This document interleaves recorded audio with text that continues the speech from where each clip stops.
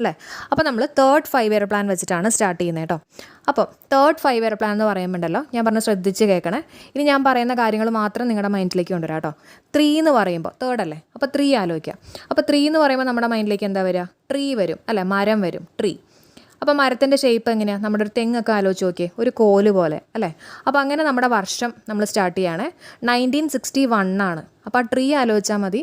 അപ്പോൾ ട്രീ ഒരു കോല് പോലെയാണെന്ന് ആലോചിക്കുക. അപ്പോൾ നമുക്ക് ആ 1 അവിടെ കണക്ട് ചെയ്യാൻ പറ്റും. അപ്പോൾ തേർഡ് 5 ഇയർ പ്ലാൻ എന്ന് പറയുന്നത് 1961 to 1966 5 ഇയർ പ്ലാൻ അല്ലേ. അപ്പോൾ 1961 to 1966 ഓക്കെ ആണല്ലോ. അപ്പോൾ ട്രീ അപ്പോൾ നമ്മുടെ കോല് കേട്ടോ. അപ്പോൾ അത് കിട്ടി. ഇനി ട്രീ ഒക്കെ വളരണ എവിടെയാണ്? മണ്ണൊക്കെ ഇട്ടിട്ട് അല്ലേ. അപ്പോൾ അങ്ങനെ സാൻഡുമായിട്ട് നമുക്ക് കണക്ട് ചെയ്യാമല്ലോ അല്ലേ, സാൻഡി. അപ്പോൾ നോക്കിയേ, ജോൺ സാൻഡി ആൻഡ് ചക്രവർത്തി മോഡൽ എന്നറിയപ്പെടുന്ന തേർഡ് 5 ഇയർ പ്ലാൻ ആണ്. ഓക്കെ, നമുക്ക് ഓരോ 5 ഇയർ പ്ലാനും ഓരോ പേരുകളാണല്ലോ, ഓരോ മോഡലുകളാണല്ലോ. അപ്പോൾ തേർഡ് 5 ഇയർ പ്ലാൻ അറിയപ്പെടുന്നത് ജോൺ സാൻഡി ആൻഡ് ചക്രവർത്തി മോഡൽ. അപ്പോൾ ചക്രവർത്തി മോഡലൊക്കെ കണക്ട് ചെയ്യാൻ വേണ്ടിയിട്ടാണ് കേട്ടോ ഞാൻ ഇവിടെ ഒരു ചെറിയൊരു പിക്ചർ കൊടുത്തിരിക്കുന്നത്.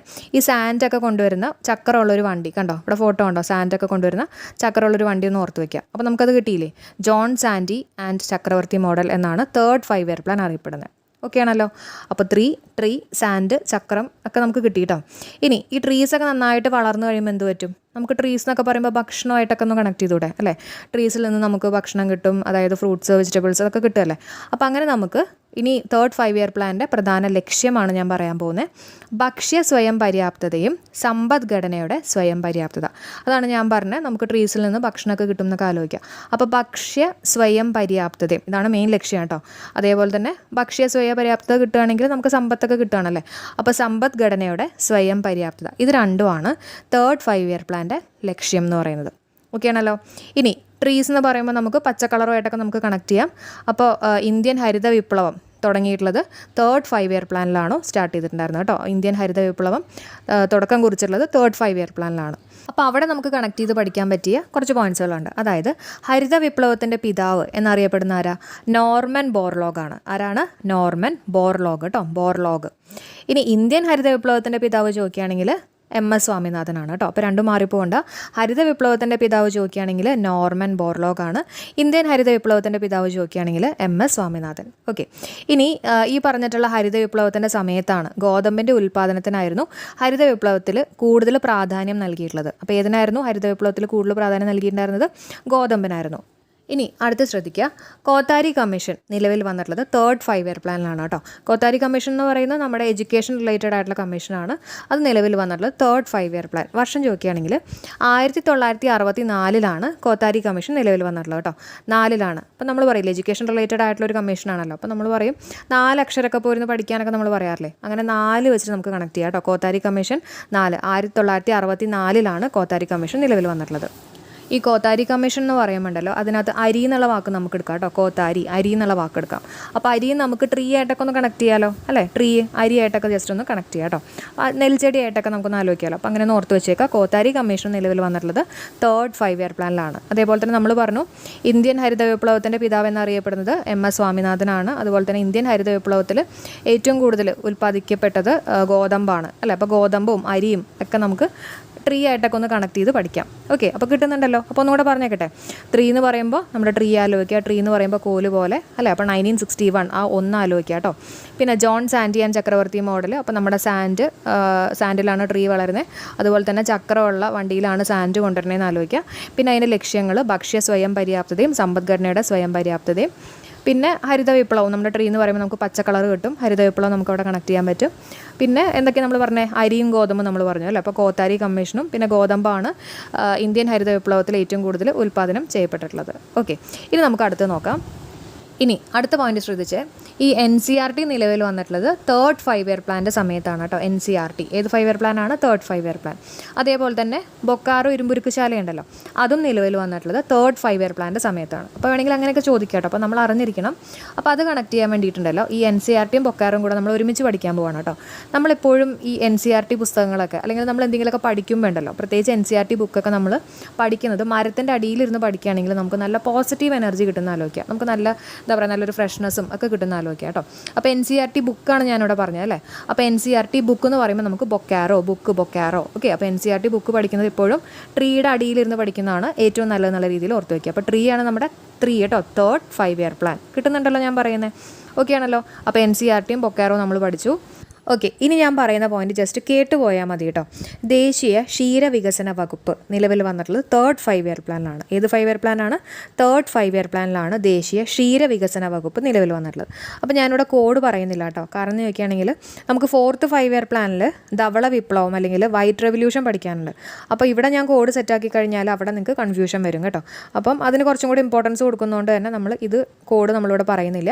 അപ്പോൾ കേട്ടുപോയാൽ മതി. ദേശീയ ക്ഷീരവികസന വകുപ്പ് നിലവിൽ വന്നിട്ടുള്ളത് 3rd 5 ഇയർ പ്ലാനിലാണ്. ഓക്കെ, അപ്പോൾ നമ്മൾ നേരത്തെ പറഞ്ഞു നമ്മൾ NCERT ബുക്കൊക്കെ അല്ലേ, NCERT ബുക്കിൽ നമ്മൾ ഒരു ട്രീയുടെ അടിയിലിരുന്ന് ഇങ്ങനെ വായിച്ചുകൊണ്ടിരിക്കുകയാണ്. അപ്പോൾ നമ്മൾ ആദ്യം പഠിക്കുന്നത് ഈ NCERT ബുക്കിനകത്ത് നമ്മൾ ആദ്യം പഠിക്കാൻ പോകുന്നത് ഇന്ത്യ ചൈന വാറാണ്. പിന്നെ നമ്മൾ പഠിക്കാൻ പോകുന്നത് ഇന്ത്യ പാകിസ്ഥാൻ വാറാണ് കേട്ടോ. അപ്പോൾ NCERT ബുക്ക് പിടിച്ചിട്ട് നമ്മൾ മരത്തിൻ്റെ അടിയിൽ ഇങ്ങനെ ഇരിക്കുക കേട്ടോ, ട്രീയുടെ അടിയിലിരിക്കുകയാണ്. ഇനി ശ്രദ്ധിക്കുക, ഇന്ത്യ ചൈന വാർ നടന്നിട്ടുള്ളത് 1962 ഫസ്റ്റ് ഇന്ത്യ ചൈന വാർ നടന്നിട്ടുള്ളത് 1962.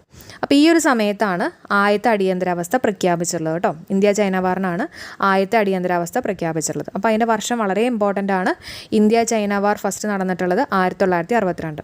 അപ്പോൾ നമുക്ക് സിമ്പിളായിട്ട് ആലോചിക്കാം അല്ലേ, നമ്മുടെ ലോകത്ത് തന്നെ ഏറ്റവും പോപ്പുലേഷൻ കൂടിയിട്ടുള്ള ആദ്യത്തെ 2 രാജ്യങ്ങളാണ് ചൈനയും ഇന്ത്യയും. China first, India second. അപ്പോൾ അങ്ങനെ നമുക്ക് ഇന്ത്യ ചൈന വാർ 1ഉം 2ഉമായിട്ട് കണക്ട് ചെയ്യാം കേട്ടോ. അപ്പോൾ ഇന്ത്യ ചൈന വാർ 1ഉം പിന്നെ നമ്മുടെ വർഷത്തിനകത്ത് ലാസ്റ്റ് നോക്കിയ 2ഉം ഉണ്ട് അല്ലേ, 1962. അപ്പോൾ കിട്ടിയല്ലോ. അപ്പോൾ ആദ്യത്തെ അടിയന്തരാവസ്ഥ പ്രഖ്യാപിച്ചിട്ടുള്ളത് ഇന്ത്യ ചൈന വാറിലാണ് 1962. അടുത്ത യുദ്ധം എന്ന് പറയുന്നത് ഇന്ത്യയും പാകിസ്ഥാനും തമ്മിലായിരുന്നു കേട്ടോ. ഇന്ത്യയും പാകിസ്ഥാനും, അതായത് ഇന്ത്യ പാകിസ്ഥാൻ വാർ നടന്നിട്ടുള്ളത് 1965ലാണ്. 1965ലാണ്. അപ്പോൾ നമ്മുടെ 3rd 5 ഇയർ പ്ലാനിൽ 2 യുദ്ധങ്ങളാണ് നടന്നിട്ടുള്ളത്, ഇന്ത്യ ചൈന വാറും ഇന്ത്യ പാകിസ്ഥാൻ വാറും. ഓക്കെ ആണല്ലോ. ഓക്കെ, അപ്പോൾ ഇങ്ങനെ വന്നുകൊണ്ട് തന്നെ കഠിനമായിട്ടുള്ള വരൾച്ച ഉണ്ടായി അല്ലേ. ഈ ഒരു 5 ഇയർ പ്ലാനിൽ ഇങ്ങനെ 2 യുദ്ധങ്ങൾ വന്നുകൊണ്ട് എന്ത് പറ്റി? കഠിനമായിട്ടുള്ള വരൾച്ച സംഭവിച്ചു. അത് ഏത് വർഷം? 1965. ഇന്ത്യ പാകിസ്ഥാൻ വാർ കഴിഞ്ഞപ്പോഴേക്കും ഭയങ്കര കഠിനമായിട്ടുള്ള വരൾച്ചയായി. അപ്പോൾ ഇനി ശ്രദ്ധിക്കേണ്ടത്, നമ്മൾ ലക്ഷ്യമിട്ടിട്ടുള്ള വളർച്ചാ നിരക്ക് എന്ന് പറയുന്നത് 5.6%. എത്രയാണ്? 5.6%. അപ്പോൾ നമ്മുടെ ഇന്ത്യ പാകിസ്ഥാൻ വാറില്ലേ 65, അതൊന്ന് തിരിച്ചിട്ട് നോക്കിയേ, 56 എന്നുള്ള രീതിയിൽ കിട്ടില്ലേ. അപ്പോൾ 5.6 എന്നുള്ള രീതിയിൽ എടുക്കുക കേട്ടോ. ലക്ഷ്യമിട്ടിട്ടുള്ള വളർച്ചാ നിരക്ക് PSC ചോദിക്കാറുണ്ട് 5.6%. പക്ഷെ നമ്മൾ കൈവരിച്ചത് 2.4% ആണ്. എത്രയാണ്? 2.4%. അപ്പോൾ അതുകൊണ്ട് തന്നെ നല്ല വ്യത്യാസം ഉണ്ടല്ലോ. നമ്മൾ എക്സ്പെക്ട് ചെയ്തതും നമുക്ക് അച്ചീവ് ചെയ്യാൻ പറ്റിയതൊക്കെ നല്ല വ്യത്യാസമുണ്ട്. അപ്പോൾ അതുകൊണ്ട് തന്നെ ഏറ്റവും കുറവ് ശരാശരി സാമ്പത്തിക വളർച്ചാ നിരക്ക് വന്നിട്ടുള്ളത് 3rd 5 ഇയർ പ്ലാനാണ്. കാരണം 2 യുദ്ധങ്ങളാണ് നടന്നിട്ടുള്ളത്. അപ്പോൾ ഏറ്റവും കുറവ് ശരാശരി സാമ്പത്തിക വളർച്ചാ നിരക്ക് വന്നിട്ടുള്ളത് 3rd 5 ഇയർ പ്ലാനാണ്. ഓക്കെ, ഇനി നമ്മൾ 3rd 5 ഇയർ പ്ലാൻ ഒന്നും കൂടെ ഒന്ന് റിവൈസ് ചെയ്യാൻ പോകാം കേട്ടോ. അപ്പോൾ എല്ലാവരുടെയും മൈൻഡിലേക്ക് ഞാൻ പറയുന്ന പോയിന്റ്സുകളൊന്ന് കൊണ്ടുവരാം, ഒന്ന് ആലോചിച്ച് നോക്കാം കേട്ടോ. 3 എന്ന് പറയുമ്പോൾ ട്രീ ആലോചിക്കുക. അപ്പോൾ ട്രീ എന്ന് പറയുമ്പോൾ ട്രീയുടെ ഷേപ്പ് ഒന്നുപോലെ. അപ്പോൾ നമ്മുടെ വർഷം 1961 to 1966. അത് ഓക്കെയാണല്ലോ. പിന്നെ ട്രീ എവിടെയാണ് വളരുന്നത്? സാൻഡ് ഇട്ടിട്ടാണ് അല്ലേ. അപ്പോൾ ജോൺ സാൻഡി ആൻഡ് ചക്രവർത്തി മോഡൽ നമുക്കവിടെ കിട്ടി. പിന്നെ ട്രീ എന്ന് പറയുമ്പോൾ നമുക്ക് ഭക്ഷണമായിട്ട് കണക്ട് ചെയ്യാം. അപ്പോൾ അതിൻ്റെ പ്രധാന ലക്ഷ്യങ്ങൾ 3rd 5 ഇയർ പ്ലാൻ്റെ പ്രധാന ലക്ഷ്യങ്ങൾ എന്ന് പറയുന്നത് ഭക്ഷണം അല്ലെങ്കിൽ ഭക്ഷ്യ സ്വയം പര്യാപ്തത. അപ്പോൾ ഭക്ഷ്യ സ്വയം പര്യാപ്തത കിട്ടിക്കഴിഞ്ഞാൽ നമ്മുടെ സമ്പത്ത് കൂടും. അപ്പോൾ സമ്പദ്ഘടനയുടെ സ്വയം പര്യാപ്തി നമുക്കവിടെ കണക്ട് ചെയ്യാൻ പറ്റും. പിന്നെ ട്രീ എന്ന് പറയുമ്പോൾ ഹരിതം, പച്ചക്കളറായിട്ട് നമുക്ക് കണക്ട് ചെയ്യാം. ഇന്ത്യൻ ഹരിത വിപ്ലവം ഇതിന് തുടക്കം കുറിച്ചുള്ളത് 3rd 5 ഇയർ പ്ലാൻ ആണ് അല്ലേ. അതേപോലെ തന്നെ ഇന്ത്യൻ ഹരിത വിപ്ലവത്തിൻ്റെ പിതാവ് എന്നറിയപ്പെടുന്നത് MS സ്വാമിനാഥനാണ്. അത് നമുക്ക് കണക്ട് ചെയ്യാൻ പറ്റും. ഇനി ഇന്ത്യൻ ഹരിത വിപ്ലവത്തിൽ ഏറ്റവും കൂടുതൽ ഉൽപ്പാദനം ചെയ്യപ്പെട്ടിട്ടുള്ളത് ഏതാണെന്ന് ചോദിക്കുകയാണെങ്കിൽ ഗോതമ്പാണ്. അതേപോലെ തന്നെ കോത്താരി കമ്മീഷൻ നിലവിൽ വന്നിട്ടുള്ള 3rd 5 ഇയർ പ്ലാൻ. അപ്പോൾ നമ്മുടെ അരിയും ഗോതമ്പും ആയിട്ടൊക്കെ നമുക്ക് കണക്ട് ചെയ്യാം അല്ലേ. അപ്പോൾ നമ്മുടെ ചെടികളും നമ്മുടെ ട്രീ എന്നൊക്കെ പറയുമ്പോൾ നമുക്ക് അരിയും ഗോതമ്പും ആയിട്ടൊക്കെ ജസ്റ്റ് ഒന്ന് കണക്ട് ചെയ്യാം. അപ്പോൾ ഇത്രയും കാര്യങ്ങൾ നമ്മൾ പഠിച്ചു കേട്ടോ. പിന്നെ നമ്മൾ എന്താ പഠിച്ചത്? നമ്മൾ NCERT പുസ്തകം ട്രീയുടെ അടിയിൽ നിന്ന് പഠിക്കുന്നു അല്ലേ. അപ്പോൾ NCERT നിലവിൽ വന്നിട്ടുള്ള 3rd 5 ഇയർ പ്ലാൻ. അതേപോലെ തന്നെ ബുക്ക് എന്ന് പറയുമ്പോൾ ബൊക്കാറോ ആലോചിക്കുക. ബൊക്കാറോ ഇരുമ്പുരുക്കുശാല നിലവിൽ വന്നിട്ടുള്ള 3rd 5 ഇയർ പ്ലാൻ. അപ്പോൾ അത് 2 നമ്മൾ പഠിച്ചു. ഇനി അവിടെ ഇരുന്നിട്ട് നമ്മൾ എന്താ പഠിക്കുന്നത്? ഇന്ത്യ ചൈന വാറും ഇന്ത്യ പാകിസ്ഥാൻ വാറും. ഓക്കെ, ഇന്ത്യ ചൈന വാർ എന്ന് പറയുമ്പോൾ നമ്മൾ എങ്ങനെ ആലോചിക്കുക? ഇന്ത്യയും ചൈനയും നമ്മുടെ പോപ്പുലേഷൻ്റെ കാര്യത്തിൽ വെച്ച് നോക്കുമ്പോൾ ഏറ്റവും കൂടുതൽ ഉള്ളത് ചൈനയിലാണ്, പിന്നെ ഇന്ത്യയാണ്. അപ്പോൾ 1ഉം 2ഉം. അപ്പോൾ ഇന്ത്യ ചൈന വാർ 1ഉം പിന്നെ 2 എന്ന് പറയുന്നത് വർഷമാണ് കേട്ടോ, 1962 കേട്ടോ. അപ്പോൾ അത് നമ്മൾ പഠിച്ചു. അതുപോലെ തന്നെ ഇന്ത്യ പാകിസ്ഥാൻ വാർ നടന്നിട്ടുള്ളതും ഈ പറഞ്ഞ പോലെ 3rd 5 ഇയർ പ്ലാൻ്റെ സമയത്താണ്. അതിൻ്റെ വർഷം പഠിച്ചു വെച്ചേക്കുക 1965. അപ്പോൾ ഇങ്ങനെ 2 യുദ്ധങ്ങൾ നടന്നുകൊണ്ട് തന്നെ കഠിനമായിട്ടുള്ള വരൾച്ച വന്നു. അത് 1965. പിന്നെ എന്താ പറയുക, നമ്മൾ ലക്ഷ്യമിട്ടിട്ടുള്ള വളർച്ചാ നിരക്ക് 5.6% അല്ല. നമ്മുടെ ഇന്ത്യ പാകിസ്ഥാൻ വാർ 65 തിരിച്ചിട്ട് കഴിഞ്ഞാൽ 56. അപ്പോൾ ഒരു പോയിന്റ് കൂടി ഇടുക, 5.6% നമ്മൾ ലക്ഷ്യമിട്ടിട്ടുള്ള വളർച്ചാ നിരക്ക്. പക്ഷേ നമ്മൾ കൈവരിച്ചത് 2.4% ആണ്. അപ്പോൾ ഏറ്റവും കുറവ് ശരാശരി സാമ്പത്തിക വളർച്ചാ നിരക്ക് വന്നിട്ടുള്ളത് ഈ പറഞ്ഞ പോലെ 3rd 5 ഇയർ പ്ലാൻ ആണെന്നുള്ള ഓർത്ത് വെച്ചേക്കാം. ഓക്കെ, അപ്പോൾ നമ്മൾ പറഞ്ഞു തേർഡ് 5 ഇയർ പ്ലാനിലാണ് ഏറ്റവും കുറവ് ശരാശരി സാമ്പത്തിക വളർച്ചാ നിരക്ക് വന്നത് അല്ലേ. അപ്പോൾ അതുകൊണ്ട് തന്നെ ഈ തേർഡ് 5 ഇയർ പ്ലാനിന് ശേഷം ഒരു 3 വർഷം പ്ലാൻ ഹോളിഡേ ആയിട്ട് എടുത്തിരിക്കുകയാണ്. പ്ലാൻ ഹോളിഡേയുടെ വർഷം ഓർത്ത് വെച്ചേക്കുക 1966 മുതൽ 1969 വരെ. ഓക്കെ, അപ്പോൾ നമ്മൾ ഇത്രയും നാൾ പഠിച്ചിട്ടുള്ള 5 ഇയർ പ്ലാൻ എല്ലാം കണ്ടിന്യൂസ് ആയിരുന്നു. അപ്പോൾ തേർഡ് 5 ഇയർ പ്ലാനിന് ശേഷം ഒരു 3 വർഷം പ്ലാൻ ഹോളിഡേ വരികയാണ്. അത് ഇന്ദിരാഗാന്ധിയുടെ സമയത്തായിരുന്നു കേട്ടോ. അപ്പോൾ തേർഡ് 5 ഇയർ പ്ലാനിന് ശേഷം ആ 3 വെച്ചിട്ട് തന്നെ 3 വർഷം പ്ലാൻ ഹോളിഡേ, അതൊന്ന് ഓർത്ത് വെച്ചേക്കുക. ഓക്കെ, അപ്പോൾ ഈ ഒരു പ്ലാൻ ഹോളിഡേ സമയത്താണ് എന്തൊക്കെ മാറ്റങ്ങൾ പ്ലാൻ ചെയ്യണം എന്നുള്ള കാര്യങ്ങളൊക്കെ തീരുമാനിച്ചത്. അതിൻ്റെ ഭാഗമായിട്ട് കേരള സ്റ്റേറ്റ് പ്ലാനിംഗ് ബോർഡ് വന്നിട്ടുള്ളത് 1967 അത് വേണമെങ്കിൽ ചോദിക്കാം, ഇമ്പോർട്ടൻ്റ് ആണ്. കേരള സ്റ്റേറ്റ് പ്ലാനിംഗ് ബോർഡ് വന്നിട്ടുള്ളത് ഈ പറഞ്ഞിട്ടുള്ള പ്ലാൻ ഹോളിഡേനകത്തുള്ള 1967 വന്നിട്ടുള്ളത്. ഇനി നമുക്ക് 4ാം പഞ്ചവത്സര പദ്ധതി നോക്കാം. 4ാം പഞ്ചവത്സര പദ്ധതിയുടെ കാലഘട്ടം 1969 മുതൽ 1974 വരെയാണ് കേട്ടോ. 1969 to 1974. അപ്പം ഞാൻ ലാസ്റ്റ് ഒരു കഥ ഫോമിൽ ഞാൻ പറയാം കേട്ടോ, എന്നിട്ട് അതിൻ്റെ ലാസ്റ്റ് ഞാൻ ഈ വർഷവുമായിട്ടൊന്ന് കണക്ട് ചെയ്ത് പറഞ്ഞുതരാം. ഓക്കെ, അപ്പോൾ ഞാൻ പറയണത് ശ്രദ്ധിച്ചൊന്ന് കേൾക്കുക. അപ്പോൾ നമ്മുടെ 4ാം പഞ്ചവത്സര പദ്ധതി എന്ന് പറയുമ്പോണ്ടല്ലോ, ഞാൻ ഓർത്ത് വെച്ചേക്കുന്നത് ഒരു 4 ചക്രമുള്ള ഒരു വണ്ടി, അതായത് ഏതെങ്കിലും ഒരു കാറായിട്ടാണ് ഞാൻ കണക്ട് ചെയ്തിരിക്കുന്നത്. അപ്പോൾ നമ്മുടെ 4ാം പഞ്ചവത്സര പദ്ധതിയായിട്ട് കണക്ട് ചെയ്യാൻ വേണ്ടിയിട്ട് കേട്ടോ. അപ്പോൾ ഒരു കാറാണ് നമ്മൾ നമ്മുടെ കഥയിൽ എടുത്തിരിക്കുന്നത്. അപ്പോൾ നമ്മുടെ കാർ ഓടിച്ചതുണ്ടല്ലോ ഒരു മാനാണ്, ഒരു മനുഷ്യനാണ് കേട്ടോ, ഒരു മാനാണ്. അങ്ങനെ ഇയാൾ കാർ ഓടിച്ച് പോകുന്ന സമയത്തുണ്ടല്ലോ പെട്ടെന്ന് ഒരു തവള വട്ടം ചാടാണ്. ഈ കാറിൻ്റെ മുമ്പിലേക്ക് ഒരു തവള വട്ടം ചാടി കേട്ടോ. അപ്പോൾ തന്നെ ഇയാൾ ഈശ്വരാന്ന് വിളിച്ചു, കാരണം തവളയൊക്കെ വട്ടം ചാടില്ല. അപ്പോൾ ഈശ്വരാന്ന് വിളിച്ചിട്ട് ഈ വണ്ടിയുടെയൊക്കെ ഫുൾ കൺട്രോൾ പോവാണ്, സ്ഥിരതയൊക്കെ പോവാണ് കേട്ടോ. അങ്ങനെ സ്റ്റെബിലിറ്റിയൊക്കെ നഷ്ടപ്പെട്ടിട്ടുള്ള വണ്ടി അവിടെ തൊട്ടടുത്തുള്ള ഒരു പാർക്കിൽ ഇടിച്ച് കയറി പോവാണ് കേട്ടോ. ശരിക്കും പറയുകയാണെങ്കിൽ ഷിംലയ്ക്ക് പോകേണ്ട കാറായിരുന്നു കേട്ടോ, അതിപ്പോൾ ഇടിച്ച് ഒരു പാർക്കിലേക്ക് കയറിപ്പോയി. അതേപോലെ തന്നെ തവളേനെയും കൊന്നു അല്ലേ, ആകെ കോളമായിട്ട് നിൽക്കുകയാണ്. അപ്പം ഇനി അതിന് നഷ്ടപരിഹാരമൊക്കെ കൊടുക്കാൻ വേണ്ടിയിട്ട്, ഈ പാർക്കൊക്കെ ആകെ അങ്ങനെ കോളമായി ഇരിക്കുകയാണ്. അപ്പോൾ അതിനൊക്കെ നഷ്ടപരിഹാരം കൊടുക്കാൻ വേണ്ടിയിട്ട് 14 ബാങ്കിലേക്കാണ് പുള്ളിക്കാരൻ കയറി പോയത് കേട്ടോ. ഈ മാൻ 14 ബാങ്കിലേക്ക് പോയി. ഓക്കെ, അപ്പോൾ ഇതാണ് നമ്മുടെ കഥ കേട്ടോ. ഇനി നമുക്ക് ഈ കഥയും പോയിൻറ്സുമായിട്ടൊന്ന് കണക്ട് ചെയ്ത് പഠിക്കാം. അപ്പോൾ നമ്മുടെ 4ാം പഞ്ചവത്സര പദ്ധതി എന്ന് പറഞ്ഞപ്പോൾ നമ്മളെങ്ങനെയാണ് കണക്ട് ചെയ്തത്? 4 ചക്രമുള്ളൊരു വണ്ടി അല്ല, ഒരു കാറുമായിട്ട് നമ്മൾ കണക്ട് ചെയ്യുക. അപ്പോൾ ആ കാറിൻ്റെ കഥ നിങ്ങളുടെ മൈൻഡിലേക്ക് വരണം കേട്ടോ, 4ാം പഞ്ചവത്സര പദ്ധതി എന്ന് പറയുമ്പോൾ.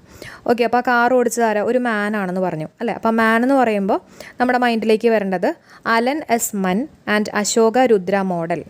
Okay, Allen Esman and Ashoka Rudra model. അപ്പോൾ നമ്മൾ പഠിച്ചിട്ടുണ്ട് ഓരോ പഞ്ചവത്സര പദ്ധതിയും ഓരോ മോഡൽ എന്നൊക്കെ അറിയപ്പെടുന്നു അല്ലേ. അപ്പോൾ അതേപോലെ 4ാം പഞ്ചവത്സര പദ്ധതി അറിയപ്പെടുന്നത് Allen Esman and Ashoka Rudra model എന്നുള്ളതാണ്. ഓക്കെ, അപ്പം മാൻ കിട്ടിയല്ലോ.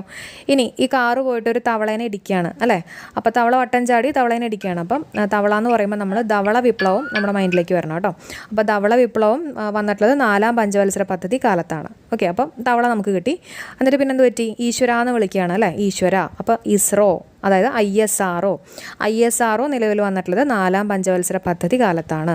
അപ്പോൾ നമ്മൾ പറഞ്ഞു ഒരു തവള വട്ടം ചാടി അല്ലേ. അപ്പോൾ തവള വട്ടം ചാടി കഴിഞ്ഞപ്പോഴേക്കും ഈ തവളേനെ വണ്ടി ഇടിച്ചിട്ട് തവളേനെ കൊന്നു, കിൽ ചെയ്തു എന്ന് ആലോചിക്കുക കേട്ടോ. തവളേനെ കിൽ ചെയ്തു.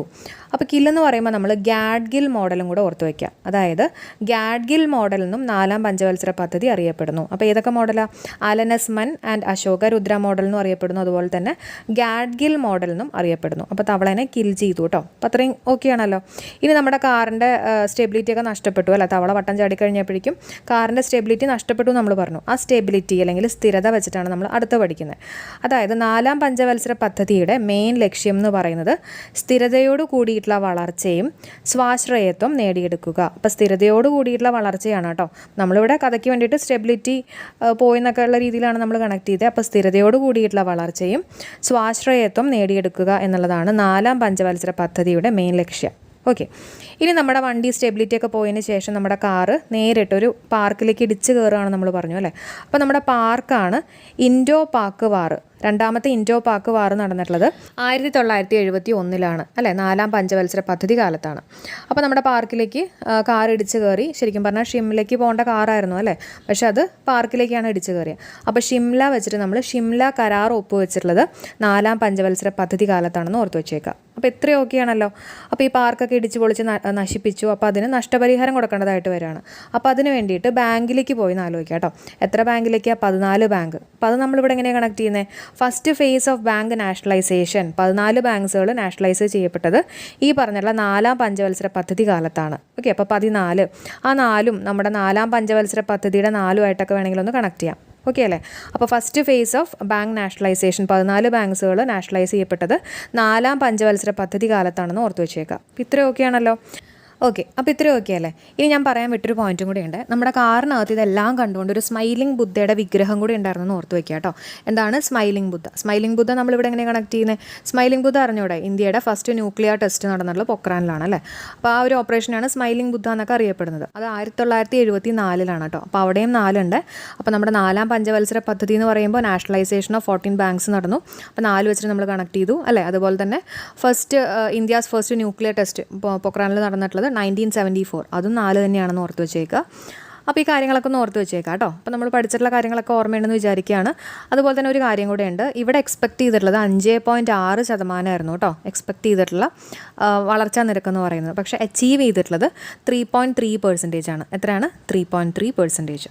ഓക്കെ, ഇനി ഞാൻ ഇതിനകത്തുള്ള മെയിൻ പോയിന്റ്സ് മാത്രം ഒന്ന് വേഗം പറഞ്ഞേക്കാം. ഗാഡ്ഗിൽ മോഡൽ എന്നറിയപ്പെടുന്നത് ഏതാ? 4ാം പഞ്ചവത്സര പദ്ധതിയാണ് അല്ലേ?